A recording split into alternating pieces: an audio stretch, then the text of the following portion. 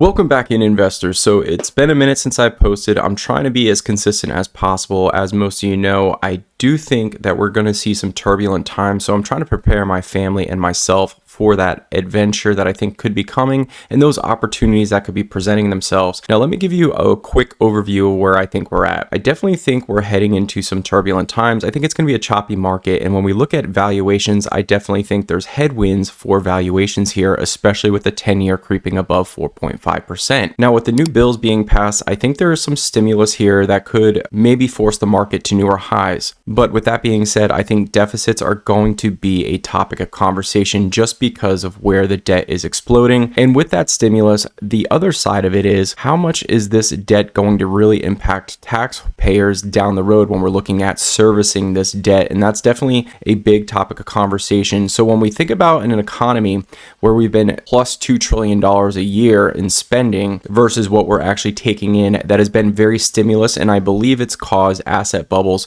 Basically, let's call it from COVID to where we are today.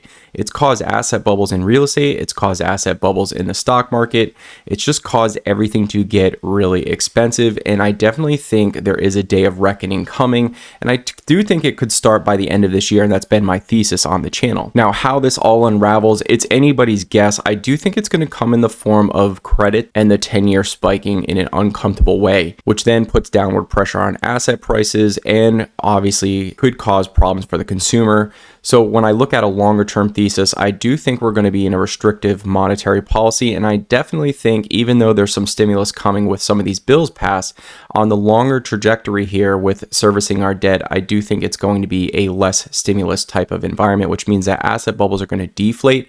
And when we talk about deflation, we have to be talking about possible recession. So when I look at the greed and fear meter here, I definitely think we've been complacent for an extended period of time. The market is really not going to crash here due to the fact that President Trump could step in and give a couple tweets to ease the minds of individuals, due to the fact that Jerome Powell could step in and stimulate if we did start seeing some cracking.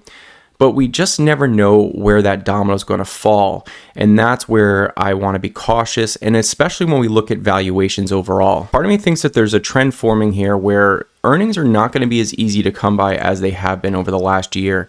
I think we could be in some sort of earnings peak, and I definitely think we want to be looking at more emerging markets for better opportunities. Now, of course, this is just my thesis formulating here, but what I want to point out is that while we've been watching the stock market kind of flatten out here, we've been watching gold prices absolutely spike. And then when we talk about valuation, once again, trading at 25 times earnings, probably trading around 22 times, 21 times forward earnings, this is historically expensive. And then when we talk about, we have to start factoring in, are tariffs going to impact us in a short-term period? And I think the answer is yes. We're going to see a consumer slow down. We're going to see margins compress on a lot of businesses. And we could even see layoffs coming to prepare for a lot of this stuff. And so that has been my thesis, is the labor markets are going to crack and something is going to go on with credit spreads blowing out, whether that's the 10-year really causing a lot of dysfunction, whether that's the deficits running a little too high and servicing that debt. But there's just a lot of things that could fall here that could go in a bad direction. And I tend to think that there's not as much positive things that could happen when we're talking about 25 times earnings. What is going to push us to that 30 times earnings? Are we going to have that much more stimulus? I don't think so, because I don't think it would pass Congress due to the fact that everybody knows the deficit is becoming a massive problem since COVID, which is now going to lead me to where I am today and what my thoughts are. Now, if most of you know, I did get a job that I didn't have to get, but I want to start accumulating some cash here, and I want to get in a position where I'm in a safe environment and I'm working in security, as most of you know. And this is basically what's been going on over the last few weeks. I've started contributing to a 401k, and you're probably asking yourself, why are you contributing to a 401k when you think the markets could go down? I don't have a crystal ball. I don't know that markets are going to go down for sure. But what I do know is if I start averaging in now, whether we go through a crash or not, the majority of my money that's going to be averaging in is probably going to be towards the bottom and or crash of this market, which means I'm buying assets at a discount when I think longer term. And not only that, but I'm getting a very, very nice match of nearly 8% here. So that is also nice. So even as the market's going down, I'm personally not losing that much capital because I am getting a nice match to kind of offset some of the losses that could come. And the other thing is, we're very early on in this. When we look at what's taken place basically over the last month, you guys can see here that I started out with $400. We just kept adding in, and we're putting 50% of our check into this account, getting that 8% match. So, I think when we think longer term here and the opportunity to really buy assets at a discount, I don't want to try to time this. I'm just trying to get in when I think the opportunities are there. And then with the other 50%, we're building out an emergency fund. Now I'm going to be depositing in this account here. Now you guys can see here, it's just a money market account that's giving me just under 4.2%. And the goal of this account is really to build it up to 25, 30,000, a few months of savings here.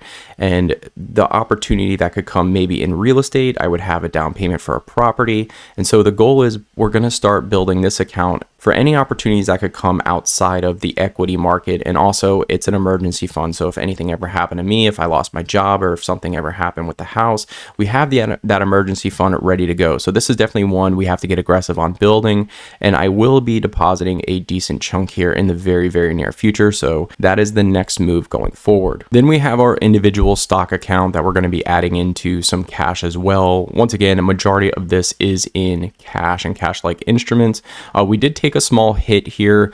We bought some defensive names that I thought were on sale, which we'll get into in the next video. This was closer to 43,000, and we could see here that I did hit a high in this account right around 44,000. So when we look at the market compared to my account, I'm down roughly 4%, I would say, and then the market overall is down as well. So but the opportunity here is to build cash and buy the names, high quality names that really get disconnected as far as what I believe intrinsic value is of those names versus what they're trading for. And so this is the plan that I personally am starting to put forward and share with everybody here. So this is starting to become basically an investment journey and my overall opinion on the market. So kind of just to recap here, I think the new bill that Trump is trying to put in place is definitely going to be stimulating the economy here. But I also think there's an offset here when we look at tariffs and the true labor market that could actually come to fruition. So as we're starting to see softer data here get softer, the hard data is still pretty solid here. We have unemployment at record low, but we have valuations at record highs. And we have a lot of uncertainty going forward. The 10-year treasury is kind of where I think we're going to start seeing things crack here. As that starts peaking up and cost of debt goes up for businesses, we're going to see more and more layoffs, in my opinion. I think that's a problem for the overall economy. And when we're coming from record low unemployment, in my opinion, I've been saying I think there's only one direction for unemployment to go, and that's up. So when I look at this as a whole and I look at where valuations are, once again, I don't want to time it. I'm trying to build some cash in case of those opportunities come. And worst case scenario is maybe I'm wrong here and I'm just sitting on some cash and I'm having some opportunities to buy things that maybe go on sale. As always, ladies and gentlemen, I just want to give you guys an update on what I think is going on here, where I think the headwinds and tailwinds are. Once again, I'm right in the middle, but I definitely think there's some pain ready to come towards the end of this year. I think it takes time for a lot of this liquidity to dry up. When we think about how much money has been pumped in this economy, it's been tremendous, tremendous government spending for the last 10 years. And we've also had low interest rates. It's been very accommodating for businesses to have record profits. And I think those record profits are going to change, which means we have to reevaluate the equity market as a whole, especially when we're looking at yields pushing towards 5%. As always, ladies and gentlemen, we'll see you all in the next.